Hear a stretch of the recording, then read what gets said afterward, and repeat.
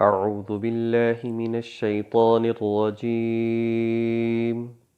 بسم الله الرحمن الرحيم. قل أنفقوا طوعا أو كرها لن يتقبل منكم إنكم كنتم قوما فاسقين. وما منعهم أن تقبل منهم نفقاتهم إلا أنهم كفروا بالله وبرسوله ولا يأتون الصلاة إلا وهم كسالى ولا ينفقون إلا وهم كارهون. صدق الله العظيم. قل انفقوا طوعا او کرہا، کہہ دو کہ تم اپنا مال خرچ کرو، طوعا خوشی خوشی، او کرہن یا بد دلی کے ساتھ، نہ چاہتے ہوئے، لن یتقبل منکم ہرگز وہ تمہاری طرف سے قبول نہیں کیا جائے گا،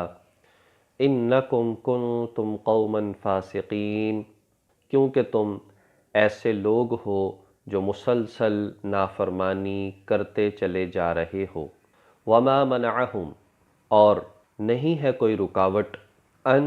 تقبل منہم یہ کہ ان سے قبول کیے جائیں، نفقاتہم ان کے صدقات، الا انہم کفروا باللہ وبرسولہ سوائے اس کے کہ انہوں نے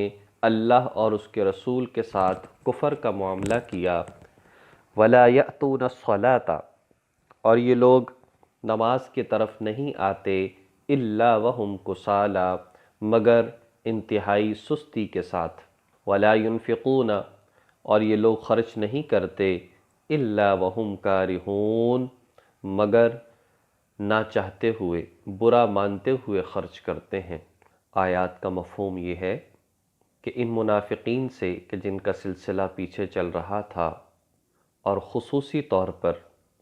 قل انفقوا طوعا او کرہا، یہ جو آیت کریمہ ہے، پچھلی آیات میں جد ابن قیس ایک منافق کہ جس نے کہا تھا کہ میں جہاد میں نہیں جا سکتا، کہیں ایسا نہ ہو کہ رومی عورتوں کے فتنے کے اندر مبتلا ہو جاؤں،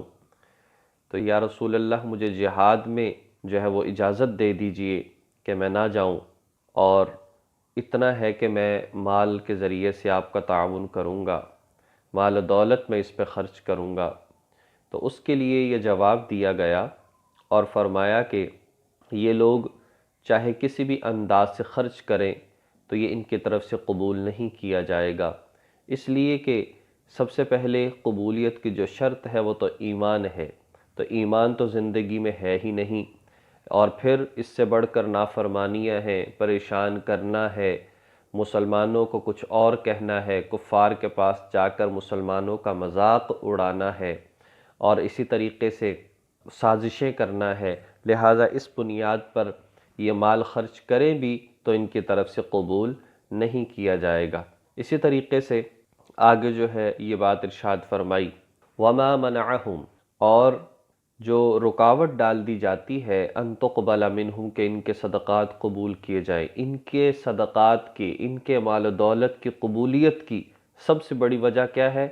ایک تو کفر ہے، اور دوسرا کیا ہے؟ یہ لوگ نماز سستی سے ادا کرتے ہیں۔ نماز پڑھتے تو ہیں،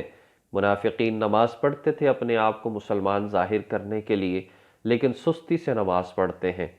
اور پھر یہ ہے یہ خرچ کرتے نہیں، کرتے ہیں خرچ تو بالکل جو ہے بد دلی کے ساتھ، صرف دکھانے کے لیے، اور جو دل نہیں چاہتا، مال و دولت جو ہے خرچ نہیں کرنا چاہتے، صرف دکھانے کے لیے کہ ہم بھی مسلمان ہیں، اس بنیاد پر خرچ کرتے ہیں۔ تو ان آیات کے اندر جو بات بتائی گئی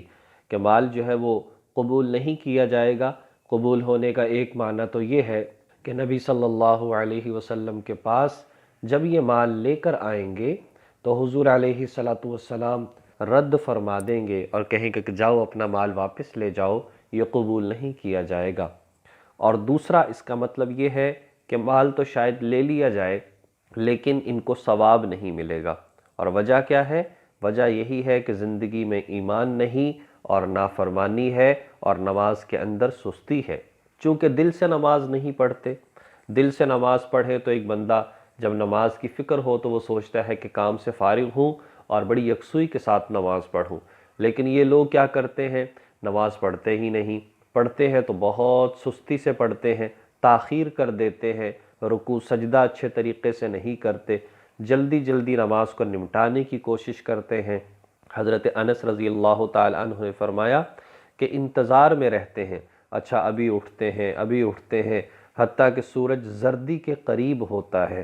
سورج جو ہے وہ طلوع ہونے والا ہوتا ہے، نماز فجر کا وقت ختم ہونے والا ہوتا ہے، پھر جلدی سے اٹھتے ہیں اور جلدی سے چار ٹھنگے جو ہیں وہ جلدی سے ماری اور نماز کو ذمے سے ادا کر دیتے ہیں۔ تو فرمایا کہ یہ لوگ اس انداز سے نماز ادا کرتے ہیں، اس کا فائدہ نہیں ہے، اور خرچ بھی کرتے ہیں تو بڑی ناگواری کے ساتھ خرچ کرتے ہیں۔ کیوں ایسے ناگواری سے خرچ کرتے ہیں؟ اس لیے کہ انہیں ثواب کی امید نہیں ہے، پتہ تو انہیں بھی ہے کہ ہم مسلمان نہیں ہیں، لہٰذا خرچ کرنا یہاں پر فضول ہے، لیکن خرچ اس لیے کرتے ہیں کہ تاکہ ہم مسلمان شو ہوں۔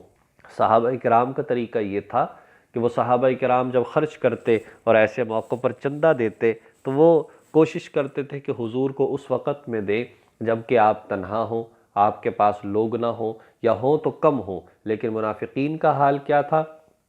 انتظار میں رہتے، جب زیادہ سے زیادہ لوگ اکٹھے ہو جاتے اس وقت میں دیتے تاکہ لوگوں کو پتہ چلے کہ یہ تو اسلام کے اوپر بڑا خرچ کرنے والے ہیں۔ بہرحال بات یہ ہے کہ بات تو کی گئی منافقین کے بارے میں، اور سارے ہی منافقین اس سے مراد ہیں، لیکن عمومی طور پر دیکھا جائے تو ہمیں بھی اس سے درس اور سبق حاصل کرنا چاہیے